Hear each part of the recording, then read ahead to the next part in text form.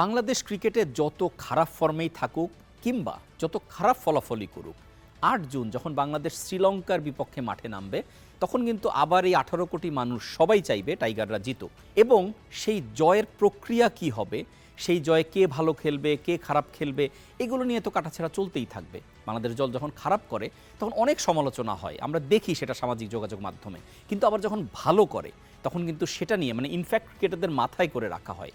ফলে ক্রিকেটারদেরও এই বিষয়টা মাথায় রেখেই, এই চাপটা মাথায় রেখেই মাঠে পারফর্ম করতে হবে। বাংলাদেশ শ্রীলঙ্কা ৮ জুনের এই ম্যাচ নিয়ে আমি কথা বলবো আজকের লেটস প্লেতে। সবাইকে স্বাগত জানাচ্ছি, আমি রাকিবুল হাসান। বাংলাদেশ বিশ্বকাপ যখন অফিসিয়ালি শুরু হলো ২ তারিখ, তারপরে কিন্তু অনেকটা দিন পরে মাঠে নামার সুযোগ পাচ্ছে। আপনি যদি একদম গুনে গুনে দেখেন ২, ৩, ৪, ৫, ৬, ৭ ৬টা দিন পার হবে, তারপরে যে সপ্তম দিনে যে বাংলাদেশ প্রথম ম্যাচ খেলছে। এর মধ্যে কিন্তু শ্রীলঙ্কা সাউথ আফ্রিকা, বাংলাদেশের প্রথম ম্যাচ শ্রীলঙ্কার সঙ্গে, দ্বিতীয় ম্যাচ সাউথ আফ্রিকার সঙ্গে ১০ তারিখে। এবং এই দুটো দল তাদের নিজেদের মধ্যে লড়াইটা করে ফেলেছে এর মধ্যে, এবং সেই লড়াই আমরা দেখেছি যে সাউথ আফ্রিকার এগেনস্টে মুখ থুবড়ে পড়েছে শ্রীলঙ্কার ব্যাটিং অর্ডার। এবং তারপরে যখন সাউথ আফ্রিকা নামলো তখন তাদেরও সেই মাত্র ৭৭ রান করতে, জয় তুলে নিতে অনেকটা কষ্ট হলো, ৪টা উইকেট হারিয়ে ফেলেছিল তারা। ফলে ওই ম্যাচটাকে যদি আমি রেফারেন্স ধরি, যদিও ম্যাচের ভেন্যুগুলো আলাদা হবে, আমরা যে ম্যাচের কথা বলছি যে ৭৭ এবং ৮০ রানের যে ম্যাচটা, সেটা নিউ ইয়র্কে হয়েছে, এবং সেখানে কিন্তু বাংলাদেশ ১০ তারিখে খেলবে সাউথ আফ্রিকার সঙ্গে। আর শ্রীলঙ্কার সঙ্গে ম্যাচটা হবে ডালাসে, যেখানে বাংলাদেশ এখন অনুশীলনে ব্যস্ত।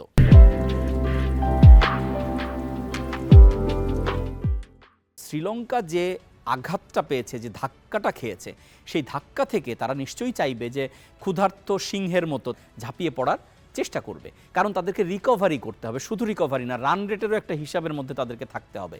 ফলে তারা চাইবে একটা বড় জয় তুলে নিতে বাংলাদেশের সঙ্গে, এবং বাংলাদেশের খারাপ ফর্মটাকে কাজে লাগাতে।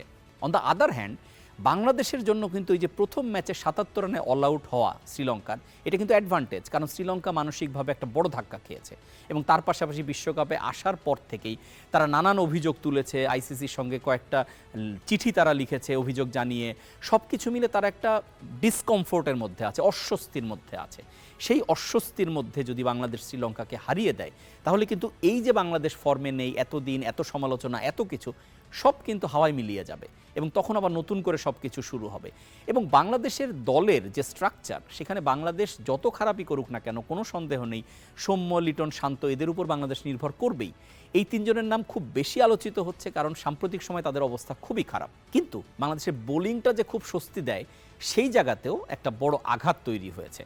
বাংলাদেশের সবচেয়ে ইনফর্ম বোলার, আপনি যদি লাস্ট 6 মান্থস দেখেন, সবচেয়ে inform bowler Shoriful, pace bowler বাঁহাতি, এবং তিনি ব্রেক থ্রুটা দেন নিয়মিত, এবং তার বলে যে গতিটা আছে, তিনি বল ভেতরে নিতে পারেন, এলবিডব্লিউ করতে পারেন। এরকম একজন পেস বোলার, ফর্মে থাকা পেস বোলার কিন্তু ইনজুরিতে পড়লেন প্রস্তুতি ম্যাচে, ভারতের সঙ্গে বাংলাদেশ যে ম্যাচটা খেলেছিল সেই ম্যাচে, এবং 6টা সেলাই লেগেছে। সেই সেলাই থেকে রিকভার করতে নর্মালি 2 সপ্তাহের মতো সময় লেগে যায়। ফলে শরীফুলকে শ্রীলঙ্কার বিপক্ষে তো পাওয়া যাচ্ছেই না, এ বিষয়ে কোনো সন্দেহ নেই। এমনকি সাউথ আফ্রিকা ম্যাচেও তিনি বসে থাকতে পারেন। তো এটা বাংলাদেশ দলের জন্য একটা অনেক বড় আঘাত। আবার একই সঙ্গে তাসকিন, যার ইনজুরি নিয়ে বাংলাদেশ ঝুঁকি নিয়ে তাকে স্কোয়াডে নিয়ে গেছে, যুক্তরাষ্ট্রে নিয়ে গেছে, তাসকিন কিন্তু খুব ভালো রিকভারি করে ফেলেছেন, এবং প্রথম ম্যাচের একাদশে তার থাকার সম্ভাবনা খুবই উজ্জ্বল। এবং প্রথম ম্যাচ কি, শুরুতে শোনা গিয়েছিল তাসকিন প্রথম দিকে খেলতে পারবেন না, শেষের দিকে খেলতে পারবেন, কিন্তু এই জায়গাটা আবার চেঞ্জ হয়ে গেছে। কিন্তু আমরা যে উইকেট দেখছি ডালাসে বলি আর নিউ ইয়র্কে বলি, যে জায়গায় বাংলাদেশ শ্রীলঙ্কা এবং সাউথ আফ্রিকার বিপক্ষে খেলবে, এই জায়গায় খুব ট্রিকি হতে পারে মুস্তাফিজুর রহমান, কারণ তিনি আইপিএলে ফর্মে ছিলেন, তার হাতে স্লোয়ারগুলোর দখল অনেক ভালো, কাটার মাস্টার আমরা যাকে বলি, এবং পেস ভ্যারাইটি তার মধ্যে আছে, তো এবং বুদ্ধিমত্তার দারুণ ব্যবহার করেন তিনি। ফলে বাংলাদেশের জন্য খুব ক্রুশিয়াল হবে মুস্তাফিজের ওই যে 4টা ওভার, এই 4টা ওভার বাংলাদেশের জন্য মোমেন্টাম সেট করে দিবে ডেথ ওভারের ক্ষেত্রে, অথবা একদম শুরুতে তো তিনি বল করেন না, একটু পরে আসেন। তো ফলে সব কিছু মিলে মুস্তাফিজ এবং তাকে কিভাবে সাপোর্ট করে অন্য বোলাররা, সেটা একটা বড় ব্যাপার। আর আরেকটা বিষয় হচ্ছে সাকিব আল হাসানের পারফরমেন্স নিয়ে চারিদিকে উস আছে, বা একটু অস্বস্তি আছে। সাকিবের সেরাটা পাওয়া যাচ্ছে না, আমরা প্র্যাকটিস ম্যাচগুলোতেও দেখেছি, বা ঘরের মাঠে খেলা হয়েছে, যুক্তরাষ্ট্র সিরিজ ছিল, এই জায়গাগুলোতে। কিন্তু একটা কথা ভুলে গেলে চলবে না, সাকিবের নিজস্ব একটা মানসিকভাবে চাঙ্গা করার একটা ফর্মুলা তার বের করা আছে নিজের মতো করে। প্রস্তুতি ম্যাচে যদি আপনি তাকে খুব খারাপ অবস্থায়ও দেখবেন, মূল ম্যাচে যেয়ে দেখবেন তিনি সবচেয়ে ভালো পারফর্ম করেছেন।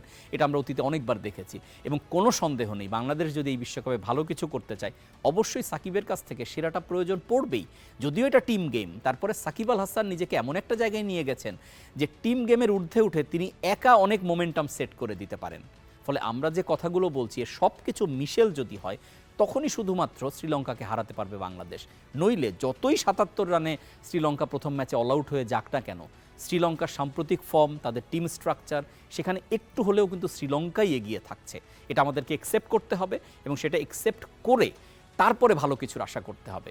কে জানে টাইগাররা কি করবে প্রথম ম্যাচে, তবে ভালো করবে সেটা তো সবার প্রত্যাশা থাকবে, আপনার মতো আমারও।